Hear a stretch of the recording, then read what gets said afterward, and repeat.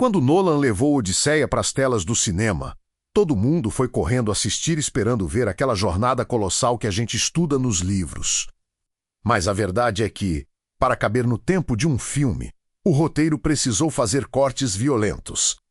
O que pouca gente sabe, e o que os pôsteres do cinema não te contam menos, é que o épico de Homero é muito maior, muito mais bizarro e muito mais sombrio do que chegou até as telonas. Na obra original, o caminho de volta para casa cruza por 6 ilhas principais que foram simplesmente apagadas da versão cinematográfica. Nenhuma menção, nenhum vislumbre, absolutamente nada. Como tem muita história boa perdida nesse meio, eu decidi dividir essa investigação em 2 partes aqui no canal. E no vídeo de hoje, nós vamos abrir o mapa antigo e explorar as 3 primeiras ilhas que foram completamente ignoradas por Hollywood. Prepara o café, ajeita aí na cadeira. Porque o que aconteceu com Odisseu nessas paradas vai muito além do que você viu no cinema.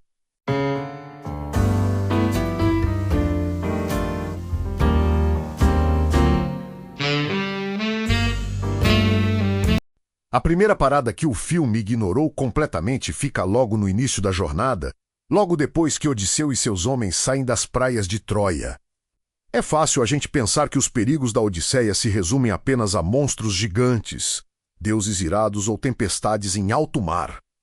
Mas Homero coloca na nossa frente um perigo muito mais sutil e, de certa forma, muito mais aterrorizante, a Ilha dos Lotófagos.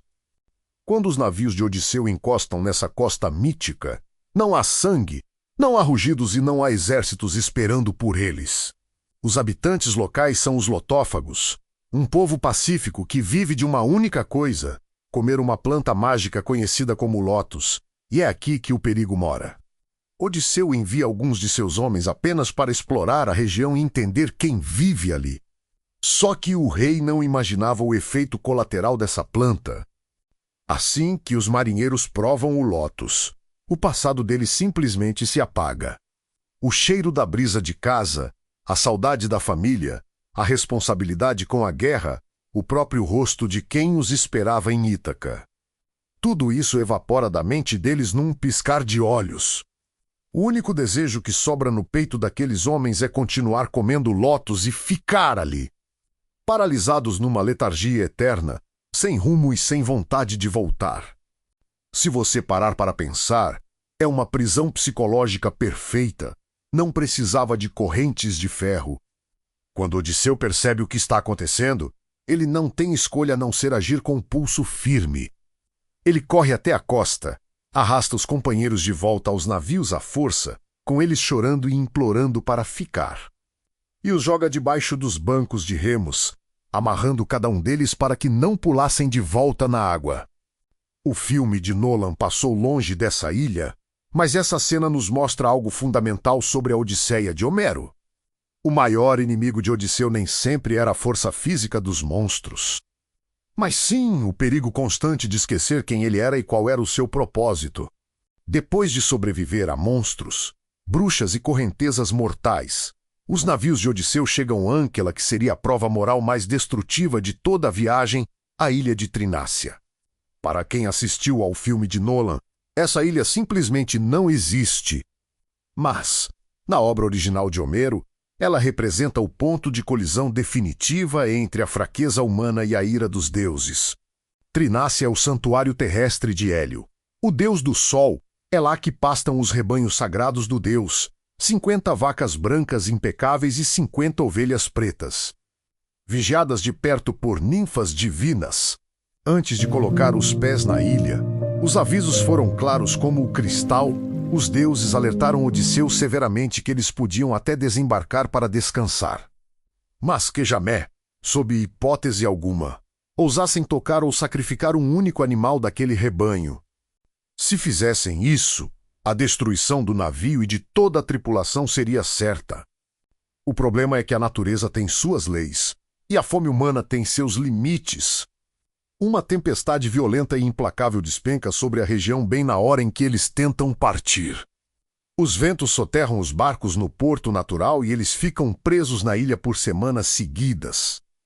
O pouco de comida que tinham nos porões acaba. O desespero toma conta. Odisseu faz o que pode para racionar o que sobrou, mas a fome começa a alucinar os marinheiros. Enquanto Odisseu se afasta um pouco para rezar aos deuses pedindo uma rota de fuga e acaba adormecendo exausto, o pior acontece. Tomados pelo desespero e pela fraqueza, os companheiros tomam a decisão fatal, liderados por Euríloco. Eles decidem que morrer de fome é pior do que enfrentar a ira divina. Eles abatem as melhores vacas do sol, assam a carne nos altares e passam dias se alimentando com o que pertencia a um imortal. A carne sagrada nem tinha esfriado direito quando os sinais da tragédia começam a pipocar na ilha. Homero narra um dos momentos mais arrepiantes do livro. As carnes esquartejadas começam a mugir nos espetos e as peles dos animais começam a se mover e a andar sozinhas, como se os animais estivessem ressuscitando. Odisseu acorda desesperado, percebe a traição, mas já é tarde demais. Poucos dias depois, quando a tempestade finalmente cessa e eles conseguem zarpar, Hélio cobra o seu preço perante Zeus no meio do oceano aberto. Um raio colossal lançado pelos céus despedaça o navio. A tripulação inteira afoga nas ondas escuras. Apenas Odisseu sobrevive, sozinho, agarrado a pedaços de madeira, pagando o preço por uma desobediência que ele tentou evitar a todo custo. É uma passagem brutal que o filme do Nolan cortou sem dó, mas que mostra o peso real das escolhas na Odisseia.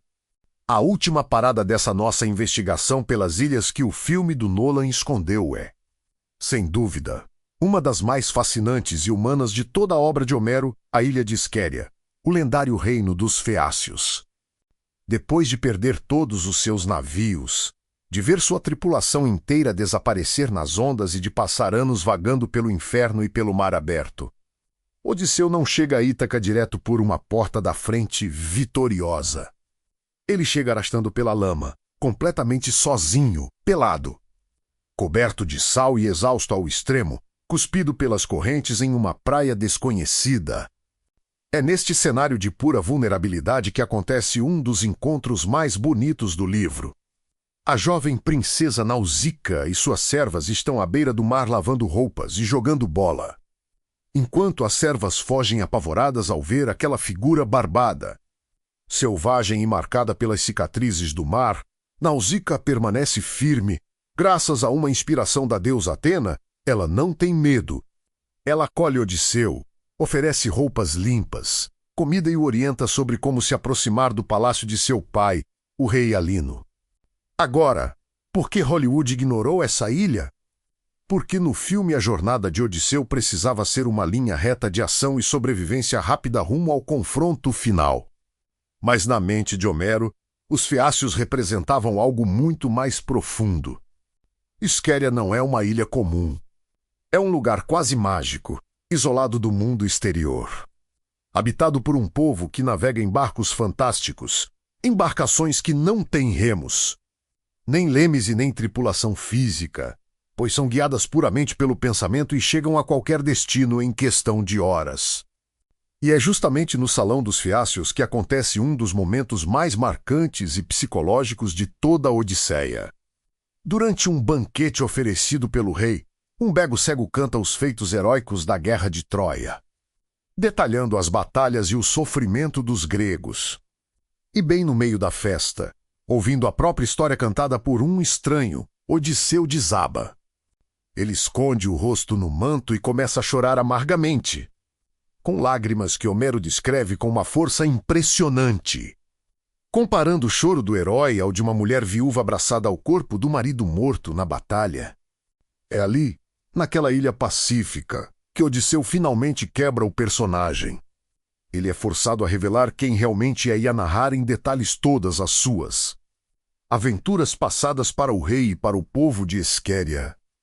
Os Feácios, comovidos com a história e com a grandeza daquele herói quebrantado, tomam uma decisão extraordinária. Eles mesmos constroem um navio definitivo, colocam Odisseu adormecido em uma cama macia e o deixam em segurança nas praias de sua amada Ítaca, enquanto ele finalmente dorme o sono dos justos. quando a gente compara o filme de Nolan com o épico original. Fica muito claro o desafio que é adaptar a mitologia para as telonas. Cortar elementos faz parte da linguagem do cinema para dar ritmo à história. Mas o que a gente percebe ao resgatar a obra de Homero é que as provações de Odisseu nas Ilhas dos Lotófagos, de Trinace e de Esquéria, não eram apenas enfeites narrativos. Elas eram o verdadeiro teste da alma humana. Nada disso veio de invenções da internet ou de teorias modernas. Tudo o que discutimos aqui veio direto das fontes literárias clássicas que moldaram a nossa civilização, a própria Odisseia de Homero, traduzida e preservada ao longo dos séculos. E os estudos profundos da cosmovisão da Grécia arcaica analisados por historiadores e helenistas.